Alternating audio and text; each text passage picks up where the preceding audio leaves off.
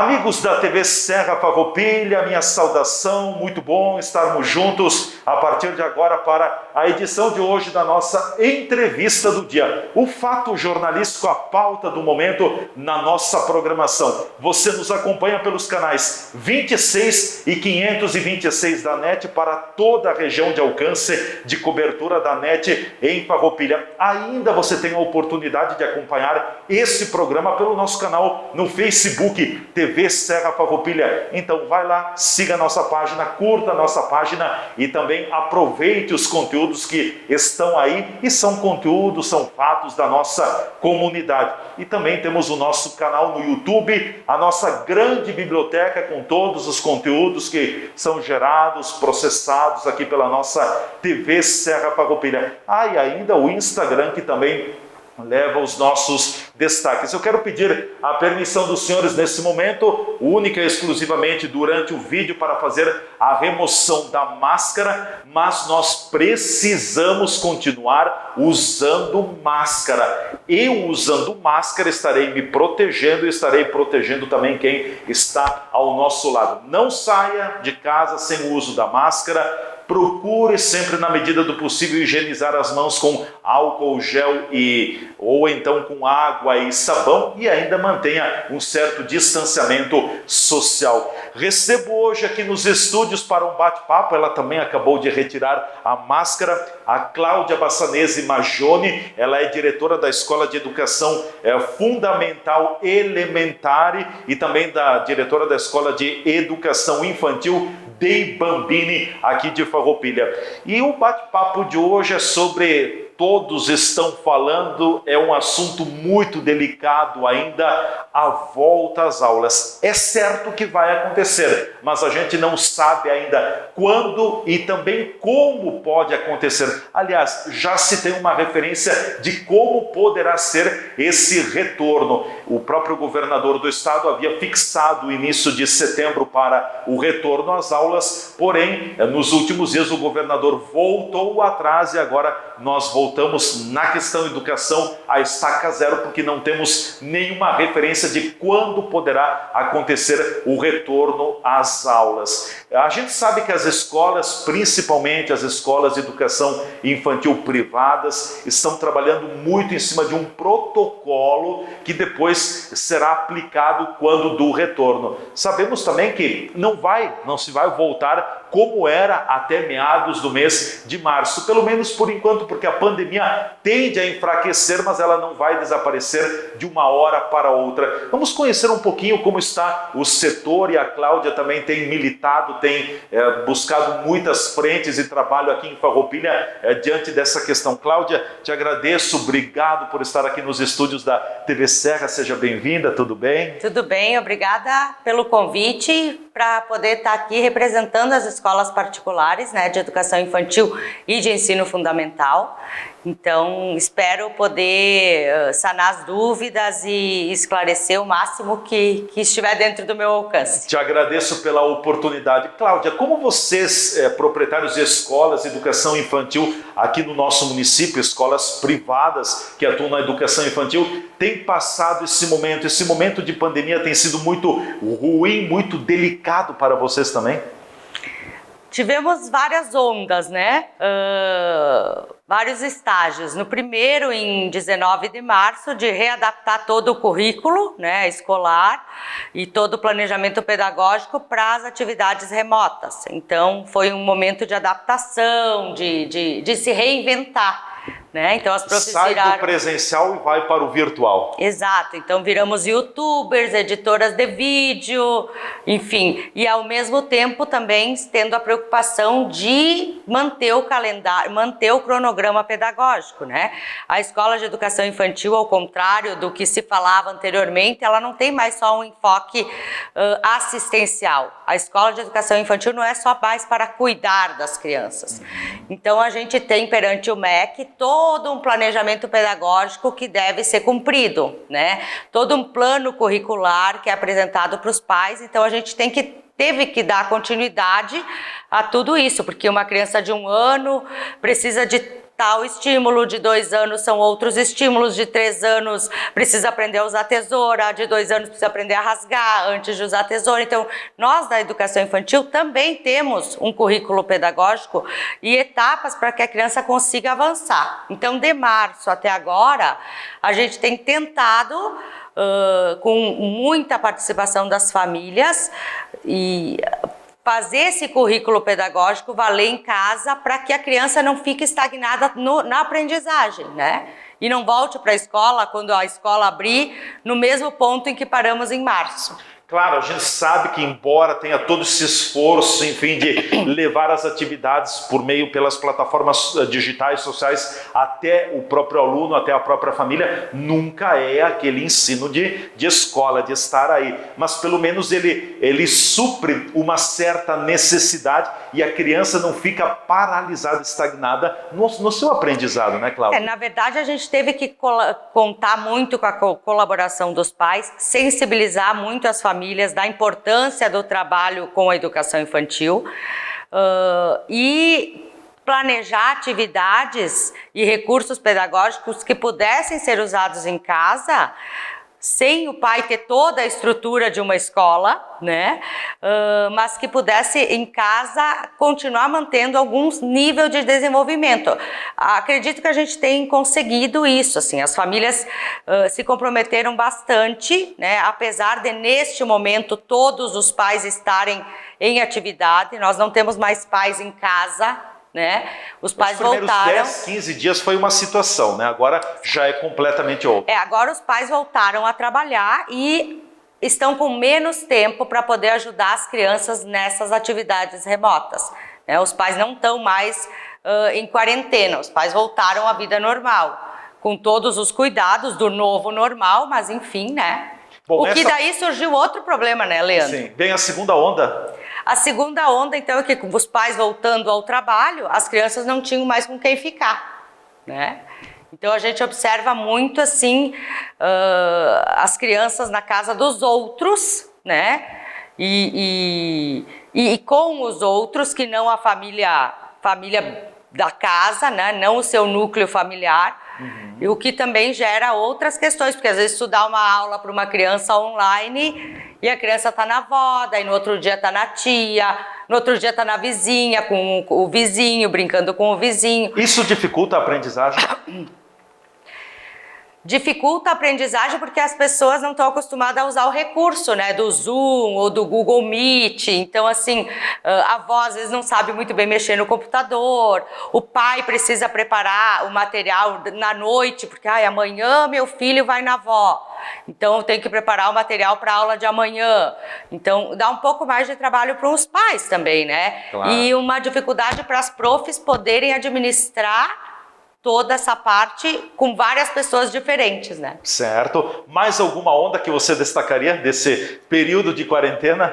Então, ou de pandemia, melhor dizendo? No começo, então, a gente começou com atividades, então, remotas, né? E aí a gente foi aprimorando. Eu acredito, assim, que a gente teve várias ondas de aprimoramento no sentido do ensino remoto. Então, hoje já se elabora material para casa, porque no primeiro momento a gente viu que os pais tiveram dificuldade, não tinham os recursos, não tinha a massinha de modelar, não tinha a tesourinha pequena, não tinha cola, enfim, coisas, não tinha têmpera, né, o pincel. Então a gente agora monta, na minha escola pelo menos, a gente monta o kit com os materiais pedagógicos que serão necessários para aquele período de atividade. Certo. Então, na verdade, assim, e nos aprimoramos nos vídeos, nas atividades online. Cada escola se reinventou à sua maneira, né? Algumas com mais adesão, outras com menos adesão das famílias, né? A menor adesão é uma lástima que a gente observa, mas a menor adesão é na etapa não obrigatória, que é até os 3 anos, que os pais ainda consideram a escola como uma creche, como um assistencial. Vou deixar meu filho lá para ser cuidado, para mim poder trabalhar. E então a gente, que é uma mentalidade antiga, né? Mas enfim, a gente precisa... Temos tentado sensibilizar essas famílias das crianças menores de que a escola para crianças até 3 anos é fundamental, né? Tem um professor que eu gosto muito de acompanhar ele, que ele sempre diz que a gente gasta dinheiro lá na faculdade, né? E a gente deveria gastar o dinheiro na educação infantil. Porque é ali que se forma a base, né? Exatamente. E as janelas de aprendizagem, a neuroplasticidade do cérebro para te aprender com 3, com 2, é muito mais fácil do que tu aprender com 15, com 18, com 22, né? É como nós tentar nós adultos aprender a andar de bicicleta agora, né? Eu com difícil. 40, né? É difícil. Então, quem não aprendeu a andar de bicicleta quando era criança, né? Nós caía, a gente levantava e subia de novo na bici, agora com 40 a gente cai e não anda mais, né? Então, a neuroplasticidade cerebral para aprendizagem na primeira infância é a melhor época. Então a escola, a creche não é mais creche, né? E precisa ser mudada essa mentalidade. Bom, seria um assunto que a gente poderia entrar muito aí, mas quem sabe numa futura oportunidade. Cláudia, eu queria te ouvir um pouquinho também pelo teu conhecimento na educação como um todo. O governador do estado chegou a ensaiar um retorno a partir de 1º de setembro, depois ele acabou recuando. A pergunta que eu te faço, o estado, nós, enfim, o próprio poder público, as entidades privadas, as escolas privadas, estavam preparadas para retornar a partir de setembro? No nosso município, todas as escolas particulares de ensino fundamental e de educação infantil estavam com os planos aprovados pelo COI, que é o Centro de Operações Especiais de Educação. Então, todo o protocolo que a gente deveria seguir, que foi estipulado pela Secretaria Estadual de Educação, junto com a Secretaria Estadual de Saúde, ele estava todo ele planejado. É um protocolo extenso, cheio de regras e cheio de cuidados importantes na questão sanitária, que fazem com que a instituição de ensino possa garantir uma segurança melhor do que aquela que as crianças estão tendo agora, né? Esses protocolos estavam prontos, as escolas estão equipadas com os EPIs que precisam, com todo o planejamento, com escala de horário de entrada, escala de horário de saída, teto de ocupação reduzido, horário de pátio individual, enfim, todas as regras que são exigidas nesse protocolo. E infelizmente o que é ruim para as escolas, e não só para as escolas particulares, para todas as escolas, é que se faz um planejamento de um retorno e aí a escola se organiza, então, porque o MEC e o Conselho Nacional de Educação garantem o direito de os pais escolherem se vão ou não enviar os seus filhos para a escola. A decisão é dos pais. A decisão é dos pais neste momento e validam também o ensino remoto. Então isso é importante. A escola voltando vai fazer todo o planejamento pedagógico das aulas presenciais e o planejamento pedagógico das aulas remotas. Continuar com esse serviço, né? O que para a escola é um trabalho de 150% a mais, porque a gente vai estar com as profs em sala e vamos estar com as profs no planejamento das atividades remotas. Mas tudo bem, a gente está disposta a isso, né? Só que quando o Estado dá uma data, a gente se programou para fazer esses dois serviços, o presencial e o remoto. E ele nos avisa muito em cima da hora, né? Com menos de uma semana. Menos de uma semana, os pais criam expectativas, porque é importante a gente salientar aqui, e tem tido muita discussão a respeito disso, cada família sabe da sua realidade. Então o Estado, nesse momento, não deveria interferir na decisão da família. Então tem muito movimento dos pais, meu filho na escola não, escola só com vacina. Para a escola particular, cada família vai decidir se sente seguro com os protocolos que a escola apresentou, com os treinamentos que a escola fez para os profissionais, para enviar seu filho para a escola ou se vai permanecer com a atividade remota em casa. Então, não são obrigadas os pais a mandarem seus filhos para a escola. Ninguém vai acionar conselho tutelar, fazer um FICAI, que é um termo de infrequência escolar, se a criança não for para a escola. Então, as famílias precisam entender e respeitar uma opinião do outro, né? Como tem gente que quer o retorno, tem gente que não quer o retorno. E quem quer o retorno, Leandro? Quem quer o retorno é quem está com as crianças na mãe crecheira, que está atendendo 6, 7, 8, 9, 10, né? Que está com criança, essa mãe crecheira está atendendo bebê, criança de 6 anos, criança de 15 anos, criança de 10 anos. Tudo junto. Tudo junto e misturado, sem protocolo e EPI nenhum, sem distanciamento, sem isolar a prof na sala com os seus pintinhos, com os seus alunos, com pátio tudo misturado, com almoço todo mundo sentando um do ladinho do outro, sem distanciamento nenhum. Então, assim, pais que não têm condições de ter outra pessoa para cuidar, ou pais que estão pagando uma terceira pessoa para cuidar do seu filho. Porque os pais têm que trabalhar. Porque os pais estão trabalhando. E esses pais estão tendo um custo, né? Que é o da escola e o da cuidadora em casa. Então, assim, por isso que há que se ter um respeito para poder... ninguém está obrigando criança nenhuma a voltar para a escola. Os pais estão fazendo uma avaliação da sua família e da sua realidade. Então não dá para a gente acusar as pessoas de assassinos, pais assassinos, professoras e escolas querem matar as crianças. Não é nada disso. Tem criança em situação de risco, tem criança em situação de vulnerabilidade, tem criança trabalhando, indo para o trabalho com o seu pai. Então, assim, talvez a minha realidade não seja essa, mas há que se respeitar as outras realidades. Com certeza, por isso que é um assunto ainda bastante polêmico, nós não temos um encaminhamento, o próprio governador do estado ainda deixou a questão bem em aberta, me parece que houve um grande recuo por parte do governo do estado com relação à volta às aulas, mas as escolas de educação infantil privada já com todo esse protocolo preparado, e é um protocolo bem rigoroso, né, Cláudia? É rigoroso e também arriscado para as escolas, não penso que a gente quer abrir para ganhar dinheiro, porque lógico que nós temos a questão econômica de não falir, de não quebrar a empresa, porque vamos supor que a Dei Bambini quebre, feche a escola. Esses alunos da Dei Bambini, eles vão ter que ter vaga em outra escola. Então, se começar uma quebradeira de escola particular, a escola pública não vai conseguir abraçar. A escola pública, vamos imaginar, a educação infantil já tem uma fila de criança em espera, né? Então, assim, é importante manter a empresa privada também.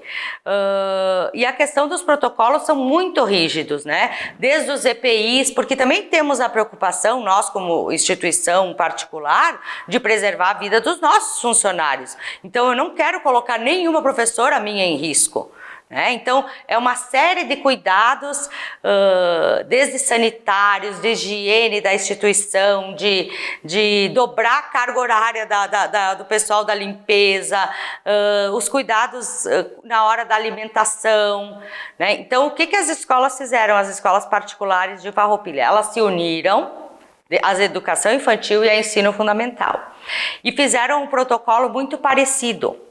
Pensamos junto o que seria mais seguro. Então hoje, por exemplo, o uso do refeitório está abolido na hora do retorno. Cada criança vai ficar na sua sala com a sua prof. Então, de certo modo, a escola organizou um isolamento interno. Então, aquela prof recebe os seus alunos de forma reduzida, não são todos os alunos que retornam, e eles permanecem na sala, fazem as refeições na sala, eles vão para o pátio no horário deles, eles entram e saem da escola num horário determinado, então não vai ser um monte de criança e de gente junto.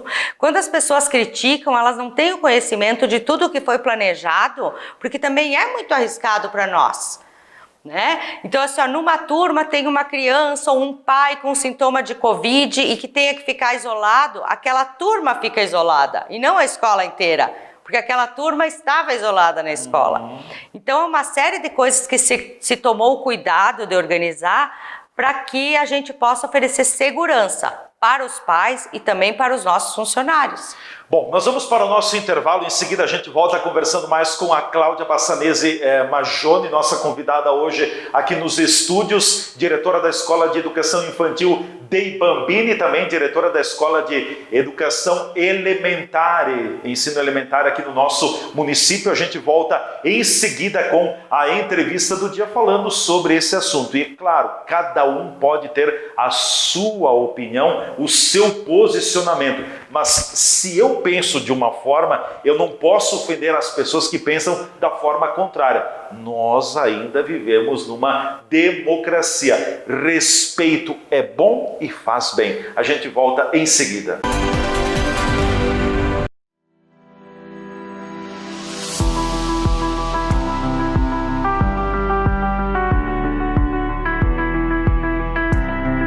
Não tem palavras para agradecer. Não tem. Eu não tenho palavra para agradecer. Porque melhor do que assim não existe atendimento melhor do que aqui na Oral Sim.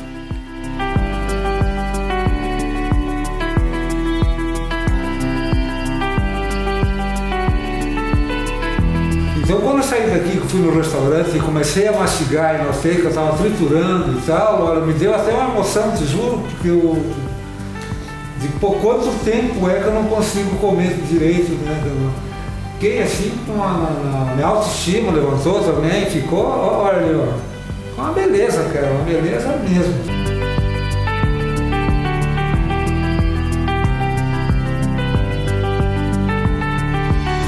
Eu já tinha passado em muitos lugares, né? Aqui é nota 10. Ficou diferente e posso resumir assim em 2 palavras. Antes era horrível, agora é o paraíso.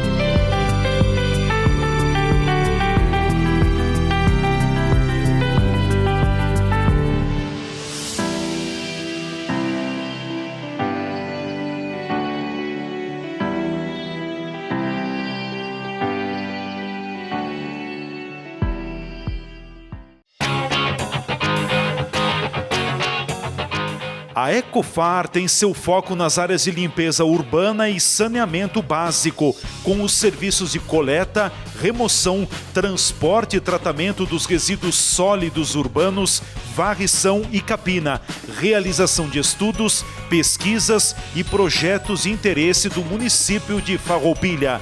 Todos os trabalhos desenvolvidos são norteados por seus principais valores: respeito à vida, às pessoas e ao meio ambiente, ética, transparência, resultado e qualidade. Todos somos responsáveis. Ecofar, com você, cuidando do futuro.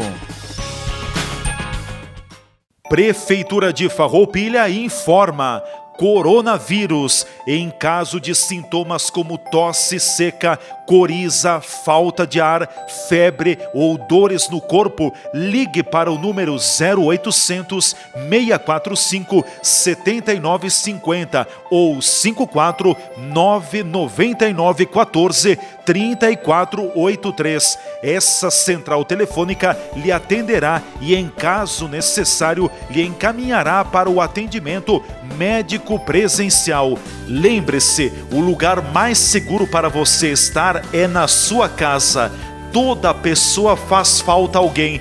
Faça a sua parte. Não vamos perder ninguém. Prefeitura de Farroupilha, juntos contra o coronavírus. A Central de Rações atua no segmento de comercialização de rações e acessórios para pequenos animais. Com uma ampla loja em Farroupilha, tem um mix completo de produtos para o seu animalzinho de estimação. Aqui você encontra também caminhas, acessórios em geral e medicamentos para cães e gatos. Presente em Caxias do Sul, Farroupilha e Bento Gonçalves, a Central de Rações está consolidada no mercado pela qualidade, variedade e bom atendimento. Venha para a Central de Rações em Farroupilha e encontre tudo o que você precisa na Avenida Santa Rita, atendendo de segunda a sábado, sem fechar ao meio-dia e com teleentrega pelo fone 54 3412 0958.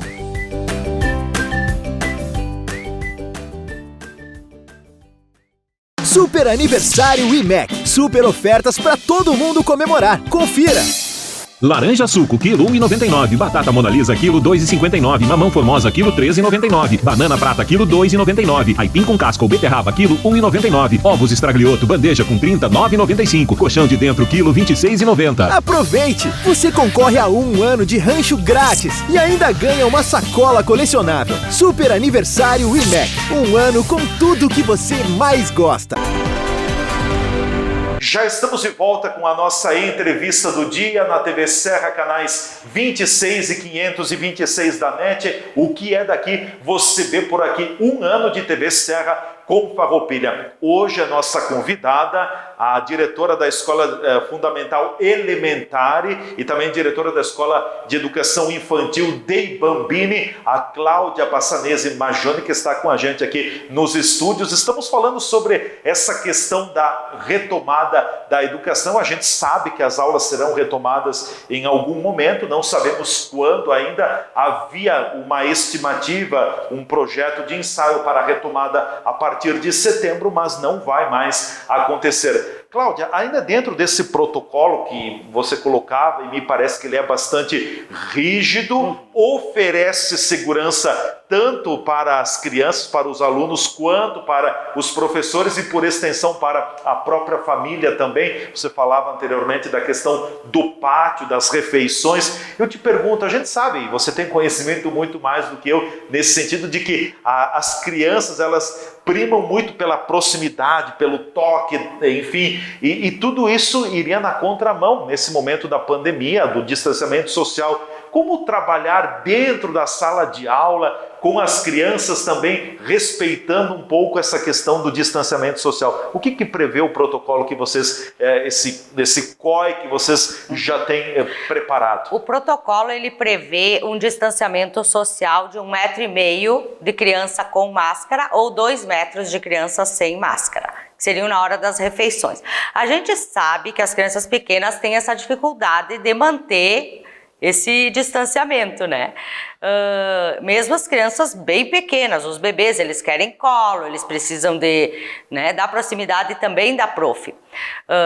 Temos agora uma notícia da OMS de que o uso de máscara seria ideal a partir de 12 anos. A Organização Mundial da Saúde, baseado num estudo, diz que é pior a criança usar a máscara e usar mal a máscara do que não usar a máscara. Porque a criança contamina a máscara o tempo inteiro. Ela tira, ela bota. A gente tem essa mania, imagina uma criança, né? E temos muitos estudos científicos de que com a reabertura das escolas não houve a incidência e o aumento de casos em vários países que já retornaram, né? A volta às aulas não aumentaram os casos de Covid? Não aumentaram a contaminação a epidemiológica. Então, são dados importantes para a gente entender o quanto uma criança contamina a outra, né? Ou quanto uma criança é transmissora da doença, né? Aí temos várias opiniões médicas. Tem epidemiologistas que dizem que sim, e tem epidemiologistas que dizem que quando não se tem sintomas, não se transmite a doença, né? A gente sabe que as crianças não tomam esses cuidados. Quem vai ter que ter esses cuidados na escola somos nós, professores. Como? Higienizar toda hora o material, porque não é às vezes a proximidade, é o aerossol que contamina. Sim.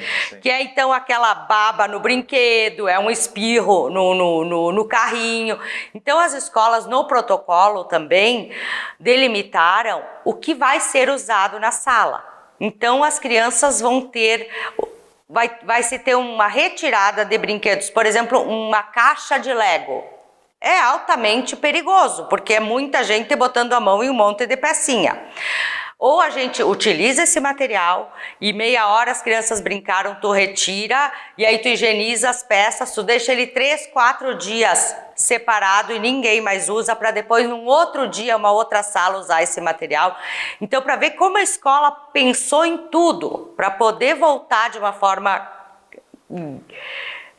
com a maior garantia, não diria garantia, mas com maior cuidado sanitário mesmo, né? A maior segurança possível, Isso, né? então assim, Total talvez não seja possível, porque acho que não se chega lá, mas enfim, o máximo possível. Exatamente. Né? Por exemplo, o material, vai pintar um desenho, a caixa de lápis daquela criança vai ser daquela criança, vai usar cola, a tesoura é daquela criança. Evita compartilhamentos de materiais. Exatamente. E os materiais de uso comum, que seriam os jogos, carrinho, boneca, esses a turma usa, depois a prof, a higienizadora, ou enfim, limpa todo esse material, ele fica separado 2, 3 dias sem nenhuma outra turma usar.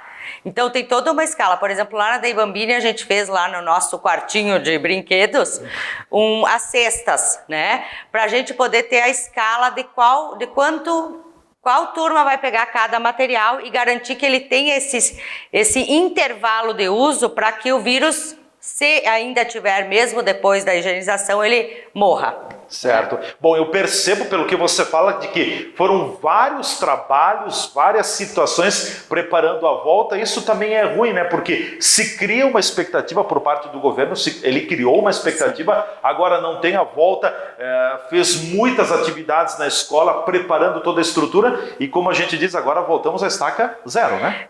E assim... Ou quase zero. Quase zero. Zero, né? Porque ele também não deu uma data, né?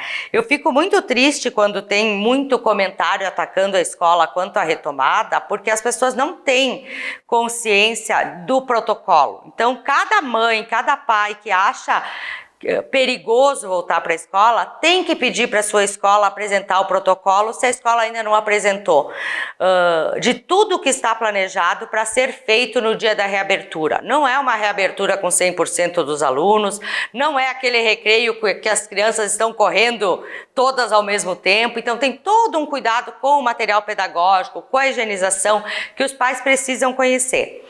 E por outro lado, na questão econômica, o governador ele faz uma baita malandragem e sacanagem com as instituições privadas, porque ele cria toda uma expectativa e todos os meses ele tem feito isso e no final do mês ele volta atrás. E o que acontece com a escola particular? Aqueles 3, 4 pais que estão cansados de pagar a escola, porque estão pagando desde março, porque o serviço que a gente está prestando o remoto não é o que foi contratado, esses pais se desmotivam e vão lá na escola e cancelam a escola. Então, assim, vamos dizer que a escola está afundando e os poucos pais que ainda mantêm a matrícula dos seus filhos pulam fora do barco. Isso compromete a escola economicamente de forma muito séria, porque a escola tem que cumprir toda uma questão legal e financeira. A gente tem folha de pagamento, a gente tem imposto, a gente tem o simples para pagar das notas, a gente tem toda uma despesa fixa. Todas as despesas corriqueiras. Continuam, né? Sim, continuam. Nada aliviou. As escolas fizeram a redução do contrato de trabalho que foi oferecido pelo governo, porém, o sindicato dos professores permitiu 50% da redução. Então, assim, por quê? Porque os professores precisam continuar trabalhando no ensino remoto. Então, assim, a escola não está sem despesas, né? Então, cada cancelamento de matrícula coloca a escola em mais um buraco.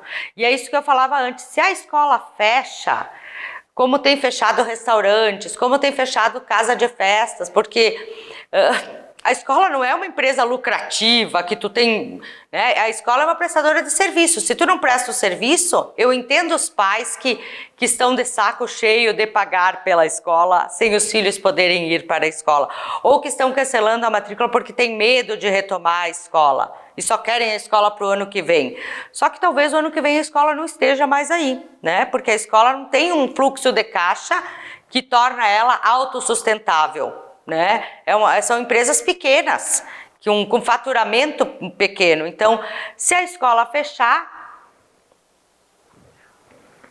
onde essas crianças vão estudar? O caso da Dei Bambini, houve cancelamento de matrículas? 25% de cancelamento de matrícula, mesmo a escola dando praticamente 50% de desconto na mensalidade. 25%. Para mais, assim, agora em setembro, por isso que o governador é muito sacana, porque daí agora vira o mês, o que acontece em setembro? Os pais que queriam mandar, que estão pagando tata, que estão pagando a vizinha e que estão pagando a escola, se enchem o saco, ligam para a Cláudia e dizem: Cláudia, quero cancelar. Aí eu tento fazer toda esse clamor que eu faço aqui para que não cancelem as matrículas. As escolas vão quebrar e vocês precisam da escola depois. Então, isso gera um buraco negro. A escola está num buraco negro, porque até voltar à normalidade vai levar tempo e sabe-se lá quando, né? Exatamente. Sim. Cláudia, falando eu vou dar um exemplo da Dei Bambini, da escola Dei Bambini. Por exemplo, com esse protocolo, numa eventual retomada, quando acontecer, suponhamos que a escola tivesse lá 100 alunos. Na retomada, seria com 50%, 75%? Como seria? O governo estadual determinou um teto de 1,5 metro por criança. Isso significa que numa sala de 20 metros quadrados, tu faz um cálculo de 1,5 metro por criança, dá em torno de 12, 13 crianças. Na opinião da Dei Bambini, isso é o que o governo determinou. É muito pouco metro. Tem que haver mais distanciamento. Nós iremos voltar a Dei Bambini com 5 crianças por professor. 15 dias, 5 crianças por professor. Deu tudo certo, não aumentamos os casos na cidade, não houve um surto na escola, os pais se comprometeram com o protocolo, porque as famílias têm que ser muito ativas para dar certo isso. Não depende só da escola. A mãe do Joãozinho não pode almoçar no restaurante e ir direto para a escola sem passar em casa, trocar roupa, higienizar o Joãozinho, né? Então, assim, são vários cuidados que as famílias têm que ter. Então, se aumentaria gradativamente, né? Paulatinamente. Exatamente. O retorno tem que ser com segurança, senão não vale a pena nós abrirmos a escola para depois fechar. A escola só trabalharia em bandeira amarela ou laranja. O município está em bandeira vermelha, fecha a escola. Fecha de novo. No protocolo do governo é essa determinação. Sim. Bom, já para a gente ir encaminhando também, Cláudia, a nossa conversa, a gente sabe, tem nos ouvido muito, né? Eu acredito que a pandemia também tenha tido fases, né? No início, todos nós fomos pegos de surpresa, então, para tudo, lockdown. Foi um lockdown não por completo, mas foi um lockdown que aconteceu pelo menos lá nos 15 primeiros dias, entre o final de março e início de abril. Depois se começou a voltar a retomar as atividades. A tua visão também é de que nós temos que continuar cuidando da saúde, mas também olhando para a atividade econômica, ou seja, uma depende da outra. Se nós olharmos só para uma, nós vamos comprometer como um todo? Nós entramos num momento agora de cuidar também, ou talvez incluir a questão da saúde psicológica. As crianças estão tristes, irritadas. Nós fizemos uma pesquisa, todas as escolas privadas, aplicamos uma pesquisa e o índice de uso de eletrônico por muito tempo foi de 93%. Isso impactou? 93% das famílias das famílias que responderam à pesquisa, que foi em torno de 800 pessoas, disseram que os seus filhos estão usando eletrônicos de forma excessiva, por muito tempo. 53%, afirmaram que observaram mudanças psicológicas nos filhos. Irritação, muita fome, muita ansiedade, ligada à ansiedade. Com as atividades. Desestímulo com as atividades, foi menor o índice, em torno de 35%. Sim. Muita irritação, choro, regrediram, por exemplo, uma criança de 3 anos se comportando que nem um bebezinho, não comendo mais sozinho, excesso de muita fome, muita ansiedade, dormindo muito mal, dormindo muito tarde. As crianças perderam a rotina, né? Então a gente deixa comer o que quiser, na hora que quiser, eles estão em casa, muito ociosos, né? Então a questão do sofrimento psíquico dessas crianças levou as famílias a não isolarem mais as crianças. Então a gente vê o tempo inteiro agora no Facebook, no Instagram, na pracinha do bairro, as crianças brincando. Porque os pais perceberam que os pais não conseguem mais administrar criança chorando, criança braba, criança triste. Os pais perceberam que as crianças precisam de outras crianças. Precisam do parque, precisam do sol, precisam correr. Dentro de um apartamento, tu faz isso como? Ou numa casa que mora a família toda, a avó, o cachorro.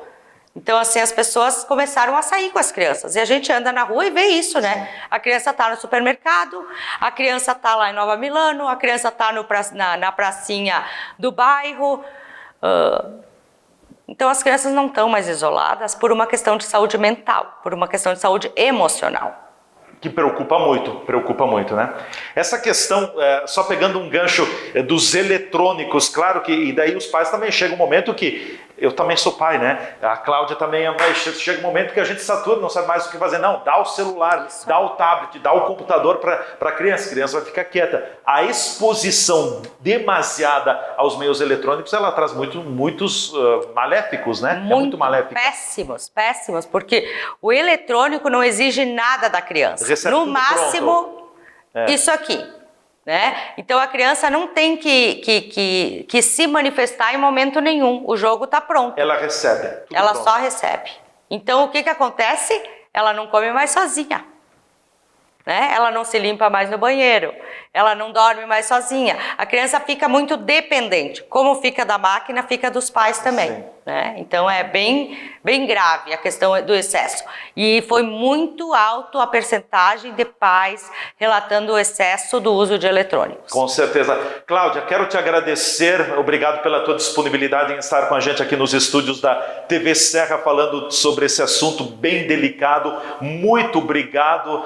Oportunamente nós voltaremos a conversar, porque a Cláudia tem um conhecimento na área pedagógica muito grande e acho que é um assunto, não tenho certeza que é um assunto que nós precisamos colocar mais em discussão. Não é qualquer opinião, respeitando todas as opiniões, mas acima de tudo uma profissional que possa também colaborar nessa questão, nesse momento em que nós estamos atravessando na educação. Os pais têm se tornado, entre aspas, uma espécie de professor ou professores em casa. Eu não estou aqui denegrindo a imagem do professor, mas caiu tudo no colo dos pais, caiu nas mãos dos pais. Alguns têm condições, outros não têm condições. Então é um momento bem complicado, mas oportunamente nós vamos voltar a falar mais sobre esse assunto. Cláudia, te agradeço pela tua disponibilidade. Eu que agradeço o convite.